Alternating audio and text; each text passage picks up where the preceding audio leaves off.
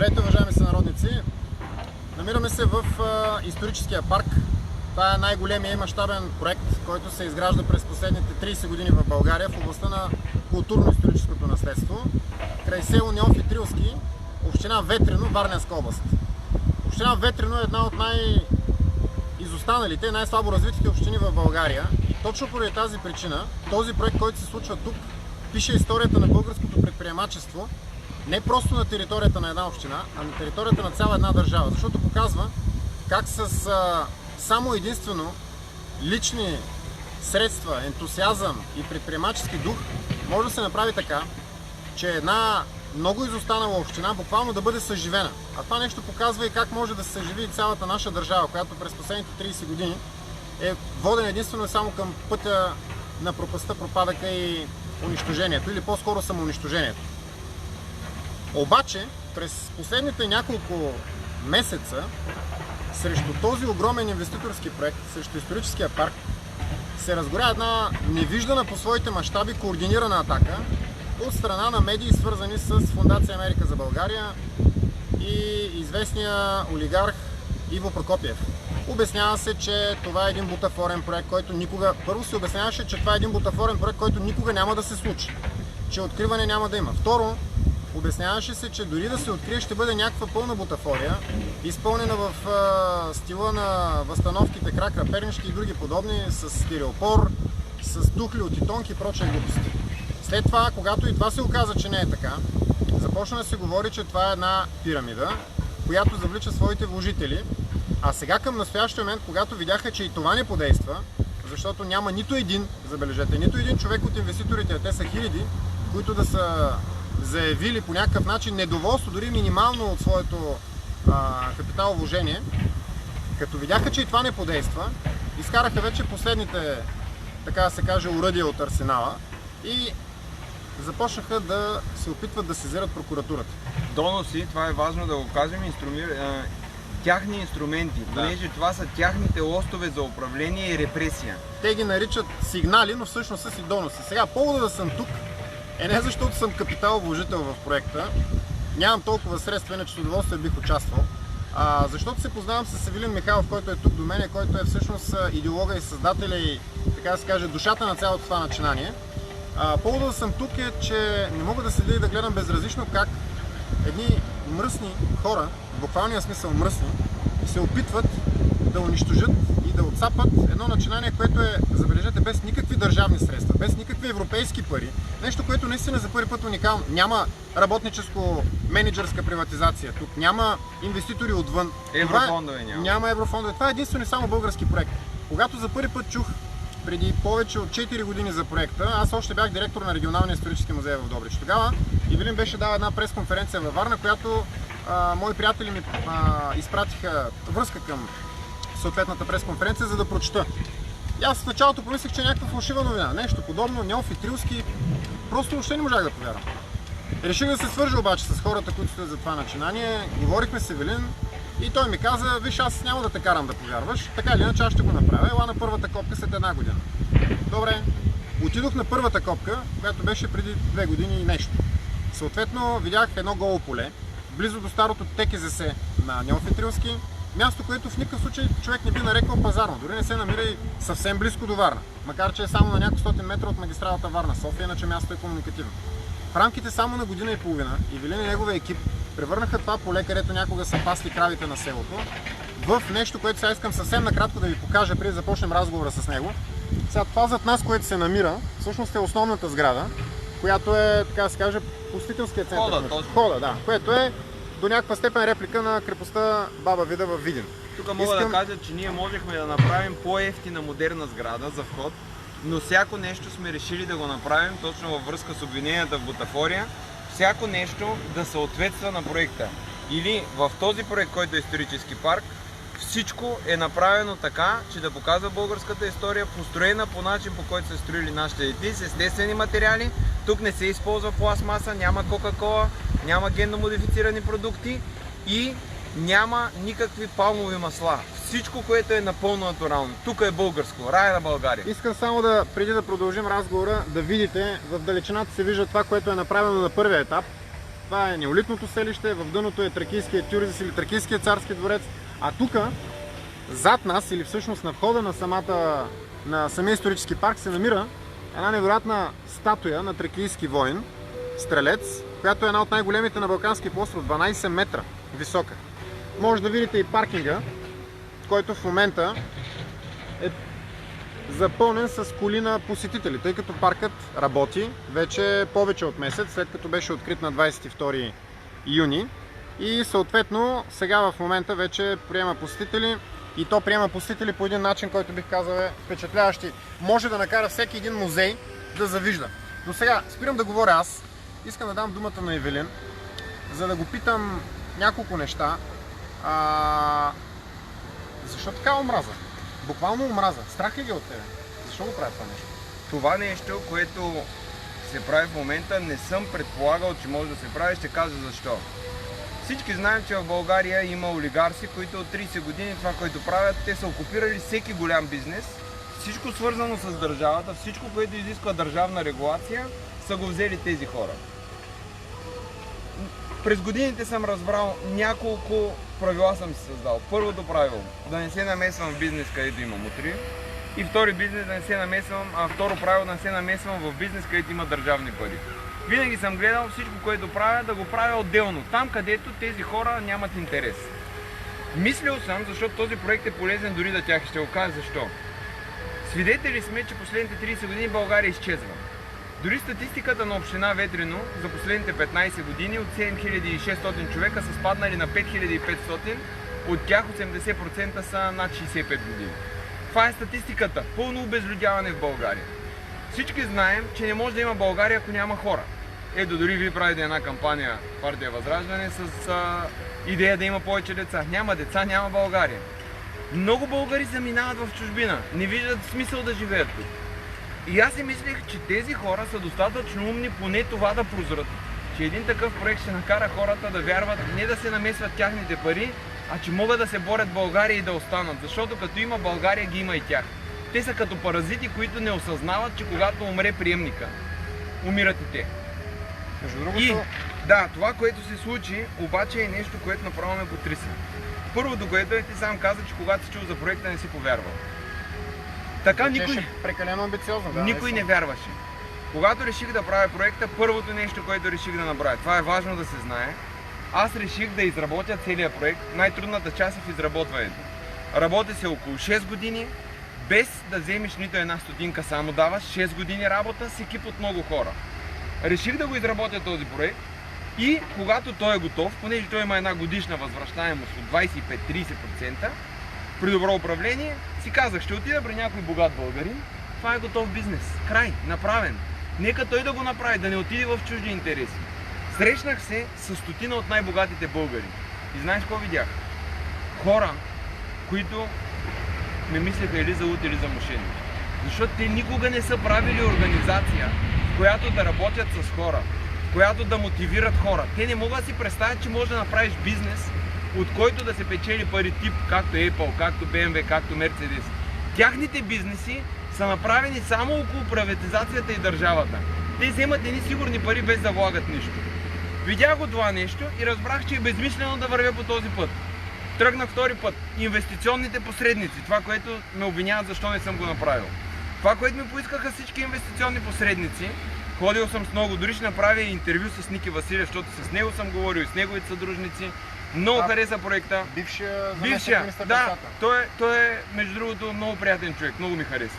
И той каза, човек, проектът е страхотен, в България не виждам как може да се осъществи. Невъзможно е през фондовата борса, но поне към него е не адмирации, не ми поиска никаква стотинка, седна и просто ми каза директно какво може.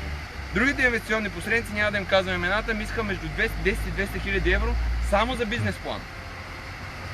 Което и ми казват, оттам нататък ще намираме инвеститори. Кои са инвеститорите? Богатите хора в България. Да, аз ги бях обиколил вече и знам, че оттам няма как да дойдат финанси. Или тези хора, инвестиционните посредници, искаха да вземат пари за нещо, което знаят, че няма да се реализира, защото те не могат, просто не знаят как да се случи.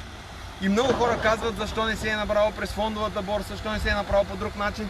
Истината е, не може. Ако някой човек направи нещо подобно в България и го направи през фондовата борса, аз лично ще отида и каквото кажа и това ще направя. Да, казвам го това нещо. Защо първо не си дадем въпрос? Хубаво е да мислим критично. За 30 години ти знаеш ли един проект да се е направил от малък човек? Нито един. Значи за 30 години ние нямаме нито един проект. Добре, как хората знаят как да се направи един такъв проект, когато никога не са го правили? Значи това е първият въпрос, който трябва да си зададем. Логичен въпрос. Втори въпрос. Понеже казват, първо ти знаеш, проектът е бутафорен. Сега, Изданията. само секунда. Искам да кажа нещо много важно. За мен като историк и като човек, който е участвал в подобни проекти, само че свързани с възстановка на автентични обекти на културно-историческо наследство, защото тук всичко е възстановка, искам да кажа, че аз наистина много се притеснявах, защото съм бил свидетел на това как когато се възстановяват и реставрират автентични обекти на културно-историческото наследство, те буквално се съсипват. Няма какво да обяснявам, достатъчно е да отиде, примерно, защото половината от населението на страната за добро или за лошо в момента живее в София. Идете, вижте в центъра на града, в центъра на българската столица, вижте възстановката, която беше направена на Римския форум, която беше направена по начин, който буквално обезобрази старите останки. Тук на това място, драги сънародници, няма да видите нещо подобно. Аз бях изумен, когато видях портите, вратата, която е направена на Тракийския дворец. Това са две мраморни врати, които са калибрирани с такава идеална точност, че въпреки, че всяко едно от крилата на вратата, те са две, тежат по около приблизително 1 тон. Това е монолитен мраморен блок, изсечен по начин, който е абсолютно едно към едно с оригинала. Може всеки един, без значение дали е силен, слаб, голям, стар, малък и така нататък, възрастен човек, с малко натиск да мръдне тези еднотонни крила, защото те са идеално калибрирани. По начина, по И който без са да били... има лагери. Няма лагери, да. По начина, по който са били направени преди около, да кажем, 2200-300 години, техните древни оригинали, тракийските аналози. Всичко тук е направено, включително и къщите, които може да видите някои от тях, които са за първи път подобна възстановка на неолитни селища, направени са наистина перфектно. Наистина перфектно. Вътре може да видите възстановки на праисторически уръдия на труда, на сечива, на керамика. Всичко направено по един перфектен начин. Възхитен бях и продължавам да съм. И затова сега съм тук, за да продължим. Какво беше другото нещо? Това, което казвам. Първото нещо казаха, че ще направим проекта бутафорен. Изданията около господин Прокопиев и Фундация за Америка, които ги спонсорира. Америка за България. Америка за България, да. Фундация Америка за България. Първото беше площад Славейков. Започнаха с площад Славейков, Медиапул, с леки статии още преди време. Да. Каква бутафория, какъв иронични бяха, да. Без никога да са идвали. Искам да кажа, че тези хора не са идвали да говорят с мен. Ако аз кажа кой си ти, без да те познавам и никога не съм говорил с теб, това означава, че аз съм злословец. Това съм човек, който има клеветник, точно така. И това беше първото още от начало. Направиха ми 2 капана, като ме извикаха в тяхни общности, с които да направим дебат с професори, с културни хора, понеже на повече хора им изглеждам ниско интелигентен, защото съм от Горна Оряховица, не съм от висше потекло. Аз съм обикновен човек, се нося като такъв, няма какво да се правя. Да, няма какво да се правя на различен. И започнаха да ми поставят капани, с цел да изкарат това не е ли бутафория, защото не е нещо истинско. При което аз им цитирах Жан Бодриар, който е един от най-големите философи, най-големите специалисти точно по матричното виждане на света, в матрицата, в която живеем, и им цитирах за симулацията и симулакрумите, които той вижда навсякъде. И че всяко нещо, което е изследвано, то е симулация, вече той е симулакрум.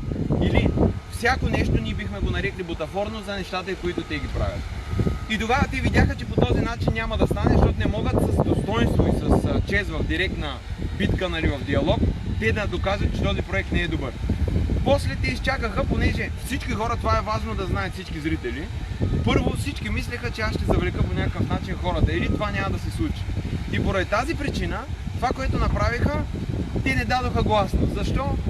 Нека да си остане сами да си струшат главата и да разберат, че това нещо няма да се случи и отново да дойдат да потърсят нашата закрила.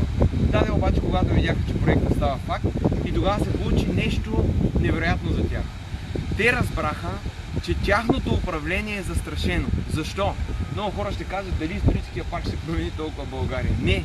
Историческия парк е първия проект, който се е случил без помощта на държавата, без помощта на еврофондове, без приватизация, без в него да участва някакво величие.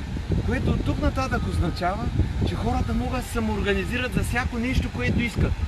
И едно няма да е успешно, но три ще са успешни. И край. Никой няма да има полза от тези олигарси.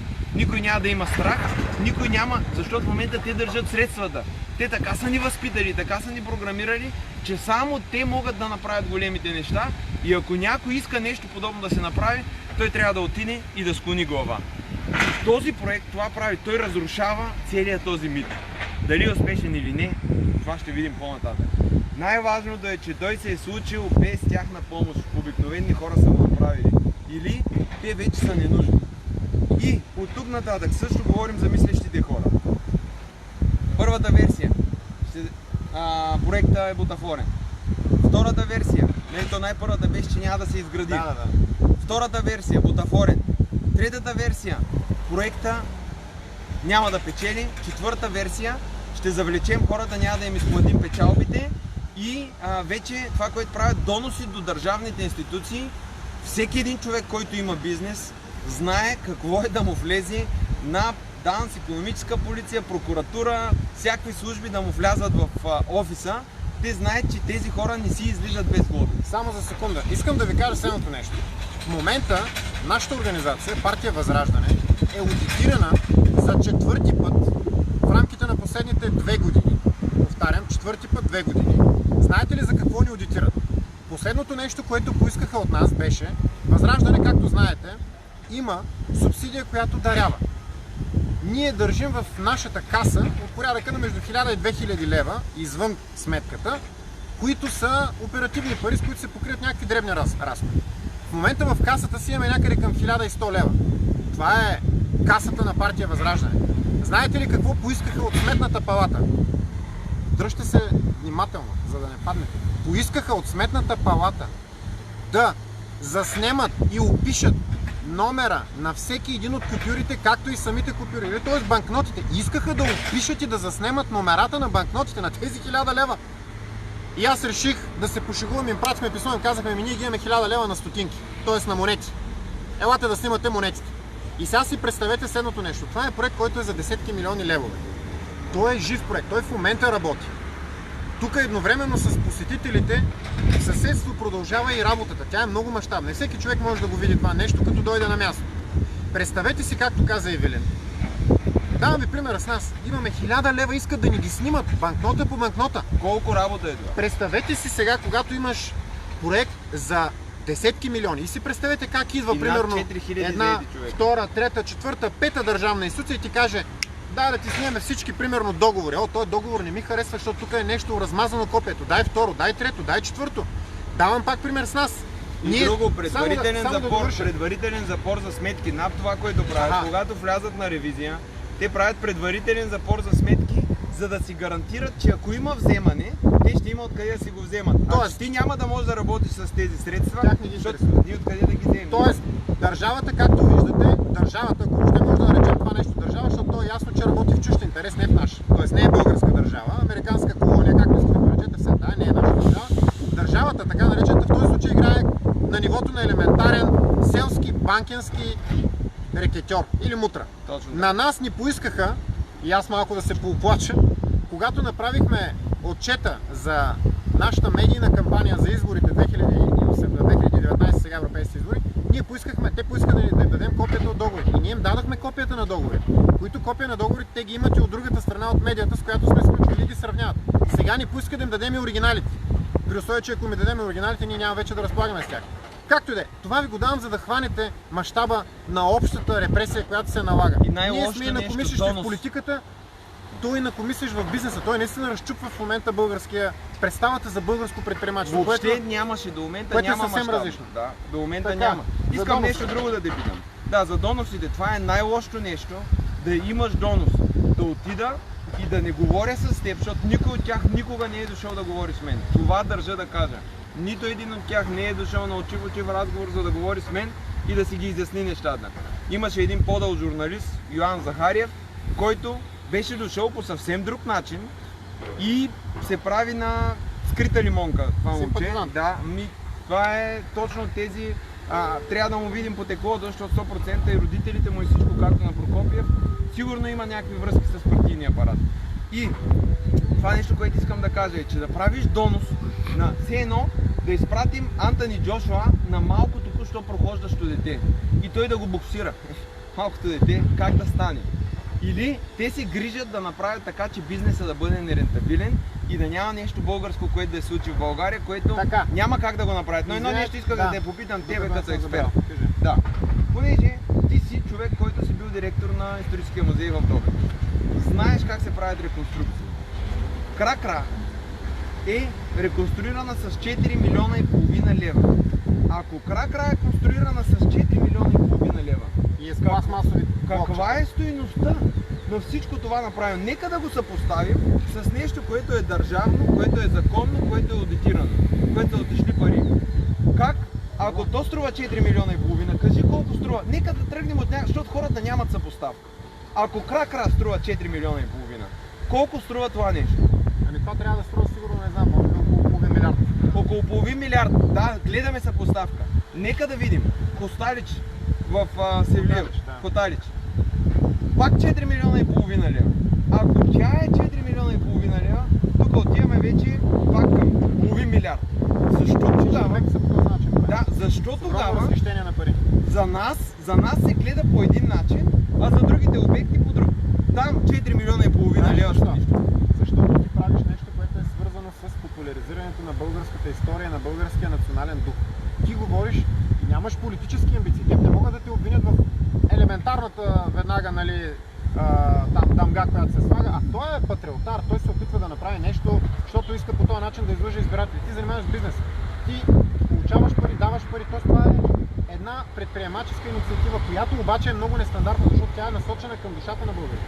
И сега тук е момента да ви кажа, ако това беше един проект, който беше свързан с всичко друго, само не и с това, което в момента коментираме, да се популяризира българската история, включително в тези нейни участъци от нашата история, които не са наши български, етнически, но са част от наследството на българските земи. Тук по нашите земи се развива най-древната цивилизация. Тъй като нашите музеи, за съжаление, те не са комерциални, те не са ориентирани към масовата, така да се каже, аудитория. Да. Те до голяма степен, една голяма част от тях, не всички, има изключения, но до голяма степен, за съжаление, са си самодостатъчни. Вали гърми, там те чакат на субсидия, те не чакат да дойдат, плащат хората без да знаят, защото много хора да дойдат хора, за да примерно спечелят от това, защото дали печели или губи музей без значение, той получава субсидия. Хора... Докато тук това място трябва да печели и точно поради тази причина то се прави възможно най-добре. Затова се прави перфектно и това, което всъщност ще се получи, че когато дойде един човек тук, той ще възпитава децата си и те ще се чувстват добре от това, че са българи, ще се гордеят. Ето това е причината, поради която в момента този проект се атакува. Разбирате ли? Не заради неговия бизнес план, като някакви вътрешни, да кажем, начинания или да кажем някакви подробности от начина, по който се финансира. Естествено, че там всичко е изрядно.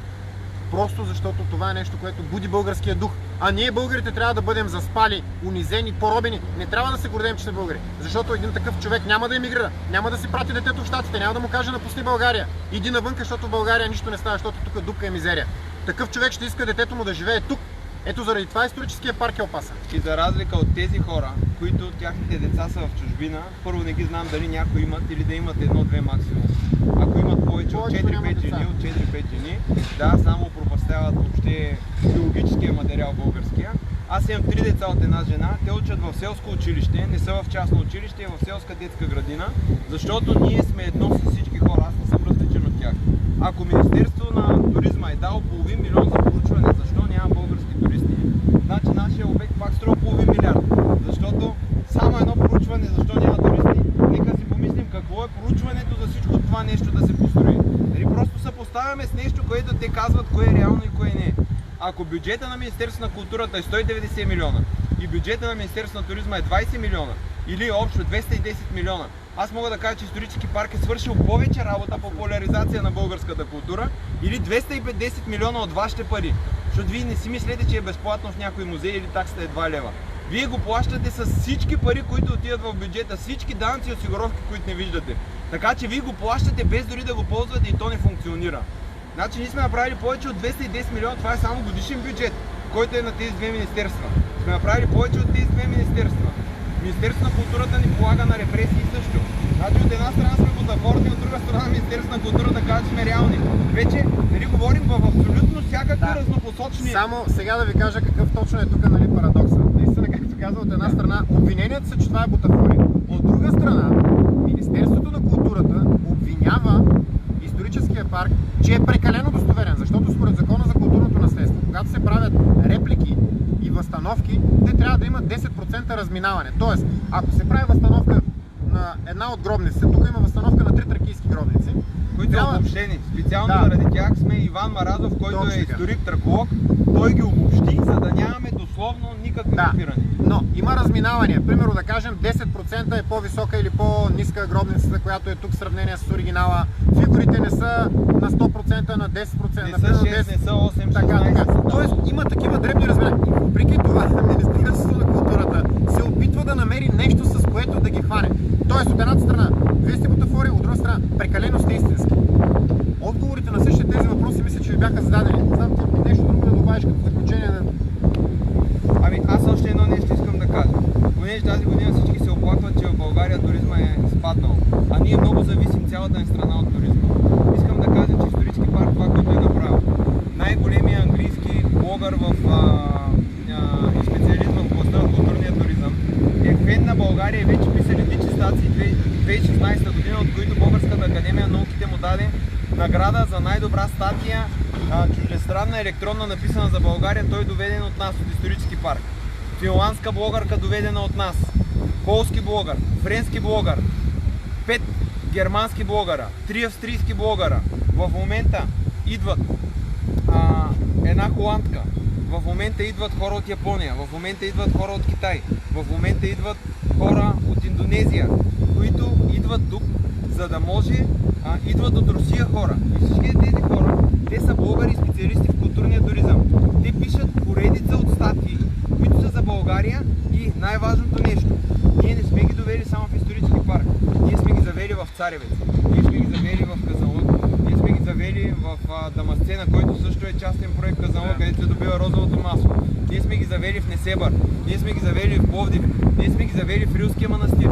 И те пишат за цяла България. Това, което Министерството на културата и Министерството на туризма не са го направили, ние го правим благотворително. И ако някой каже колко ни е входа, нали, или как са набрани парите, другото нещо, което обещавали сме на инвеститорите някакви баснословни печалби и бързо забогатяване. Хората, които са съдружници, имаме споразумение, че първите 5 години от работата на парка никой няма да взема пари, за да може този проект да върви както трябва. 5 години след заработване. Къде са бързите печалби, къде са милионите? И другото, колко човека, ако отидеш да ги попиташ колко пари имате в банка, ще ти кажат? Никой няма. Колко човека, ако отидеш да ги питаш колко пари вземат, да им покажи паричните потоци, ще ти кажат? Защо идват нас да ни питат, като сме частна фирма и това ни пита медия? Медията казва ли? Значи това е вмешателство в личния живот, в личните данни. Също друго искам да кажа, понеже има такива, които са либертарианци, партия, която е насочена, няма да казвам коя, уж демократична партия, и едно момче, по-скоро са две, които едно време бяха заедно с мен съученици. Тези две момчета, понеже тогава бяха 90-те години мутренски времена. Аз съм човек, който никога не съм скланял глава. Спасил съм над 100 момичета от изнасилване едно време, когато навънка беше борба за оцеляване. Никога не съм се прекланял. Нямам проблем, не ме е страх от смъртта и никога на никой аз не съм скланял глава. Не подлагам глава, българина не навежда глава. Тези момчета, които тогава бяха най-кротките овчици, които съм ги спасявал в училище, защото те ходеха, рекетираха хората, вземаха им парите, защото те знаят, че аз съм там. Аз съм бил човек, който винаги съм се борил за слабите. Тези хора в момента, една пак партия такава американска, към нея членуват и започват по най-долен начин да ме обвиняват. Първо, ти си с тениска на Хан Крум, която е на фондация Въздигане, или ти рекламираш България, аз съм тениска с цар Симеон. Изкараха ме спасителя на Европа или спасителя на България. Аз никога не съм го казвал това нещо. Аз нямам политически амбиции, но медиите ми го вложиха в устата и тези хора, защото на тениската, примерно тук пише Могъсъчество без граница, те пише, който не ще мира над секира, сега ще кажат председателя на партия Възраждане, убиец иска да убие всички, ето те са крайни патриоти, нали, унищожиха думата родолюбие. Унищожиха думата родолюбие. Унищожиха думата патриот. Патриот. Уж това е специална система, с която една дума да бъде унищожена, човек да го е срам да се нарече. Унищожиха родолюбието. Всичкото това нещо, тези хора го направиха и тези двама обикновени човека, които аз тези грабители. Защото те в момента, то винаги това е съдбата на предателя. На предателя му даваш пари, докато имаш интерес от него. След като завземеш, предателя е обезглавен. Никой не обича предателите. И тези двама човека, които са възможно най-слабите хора, разбираш ли, те са от тези хора в България, които винаги съм защитавал, защото съм смятал, че такъв тип хора трябва да бъдат И какво защитавани. стана? Кажи, че на мен ми стане Тези интересно. хора започнаха да ме плюят най-активно в интернет, понеже има статия във вестник ПИК, който вестник бил на Певски, аз не ги следя кой медии на кой е. То не е покрай- вестник, сайт. Сайт, да, ПИК. Точно така. Как изведнъж зад мен бил Певски? Казвам, добре, как може, когато някой напише някъде нещо положително, веднага да се гледа, че нали, това нещо е все едно да се свържи с лошото, а когато някой друг, ами Капитал и Дневник не са ли на Прокопиев? Медиапул не е ли към тях? Нещо повече, те се издържат директно и пряко от американската От американска държава. фондация, От да. американската държава. Нова телевизия не е ли на Домусчиев? Домусчиев? Точно така. BTV не е ли на Гергов? Когато тръгнем, примерно, Тя най-вероятно скоро ще стане на Певски. България, Non-Air и тези и инвестор не са ли на Тим? Да. Нали? Ако видим, всяка телевизия си е собственост на някой. Тогава защо вярвате на телевизиите и на тези хора, които всичките тези години вземат от държавните пари, а аз съм човека, който се бори за вас заедно с вас и аз не съм тази година, мога да им видят те на хората. Аз не съм отишъл един път на море. Аз съм тук и работя от сутрин до вечер. От 3 месеца казват как проекта няма да се случи. Ами ако аз съм пирамида и ще бягам, аз е време да бягам. После всичкото това нещо, което го втълпяват, ако говорим за пирамида. В една пирамида основното нещо е, че парите отиват някъде и не се прави нищо. Ние, колкото пари сме събрали от всичките си съдружници, нали, с които сме, крайната сума на събраните пари и крайната сума на произведеното, и ние имаме в пъти повече нещо, което е произведено, защото сме повдигнали неговата стойност. За каква пирамида говорим тогава, когато ти си увеличил капитала? Ако засея 100 кг жито и получа 1 тон, къде е пирамидата, като съм вложил пари за 100 кг? Нали, просто хубаво е да мислите тези неща и най-важното, ние на 6 септември ще организираме събиране, което сме го нарекли протест, но няма да е протест. Имам конкретна система как ще вземем на тези хора властта, без да влизаме в политиката. Властта с парите на потребителите, защото те се борят за вашето внимание. Ако вие изключите телевизора, ако вие започнете да живеете реално, а не виртуално, и ще видите как бързо ситуацията се промени и за вас, за тях. Това е последното нещо, което искам да кажа. Аз искам много ти благодаря, а това, което искам така да ви кажа, е следното нещо, което винаги съм казвал. Мислете, когато някой ви каже нещо, независимо дали е добро или лошо, мислете първо, кой го казва. Всеки един, който говори, има биография. Той е много правилно спомена. Трябва да се види потеклото на този журналист, за да се види дали не е свързан по някакъв начин с стари партийни номенклатурчици от преди 89-та година. Второ, вижте този човек, дали няма някаква изгода от това, което прави. Аз съм тук не защото... Точно, кой плаща? Търсете парите, нали? Това е пътя на парите, както е добре известно. Най-стария път в човешката цивилизация. Аз съм тук не защото имам някакъв интерес.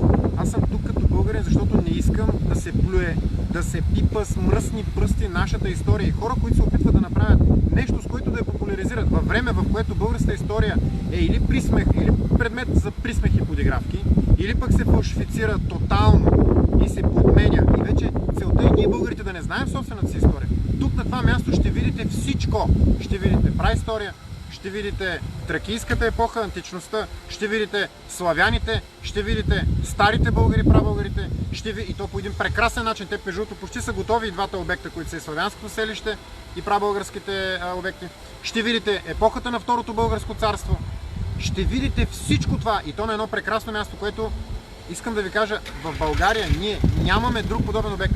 Не, че не можем да имаме. Имаме прекрасни наши културни паметници, културно-исторически паметници, но те са изоставени буквално на произвола. Крепости се иринат, рушат, църкви се срутват, падат и никой не обръща грам внимание за това. Разбирате ли? В момента, в който обаче един човек решава да направи нещо, с което да популяризира българската история и това нещо става опасно. И го прави 9 години.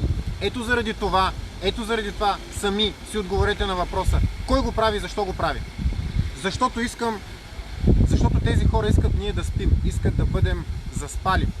Аз ще ви припомня само думите на великия български поет Христо Ботев. Кажи ми, кажи бедни народе, кой те в таз робска люлка люлее? Отговора на този въпрос си го дайте вие самите. И само още едно нещо искам да кажа. Тук ще видите още едно нещо или две. Ще видите истински българи, които всеки ден работят и дават всичко от себе си, които се борят независимо от условията. и ще видите, ще усетите по-скоро българския дух. Това е нещото, което ще може да намерите тук. Елате и го вижте. Това е което мога да ви кажа за завършък. Приятен ден!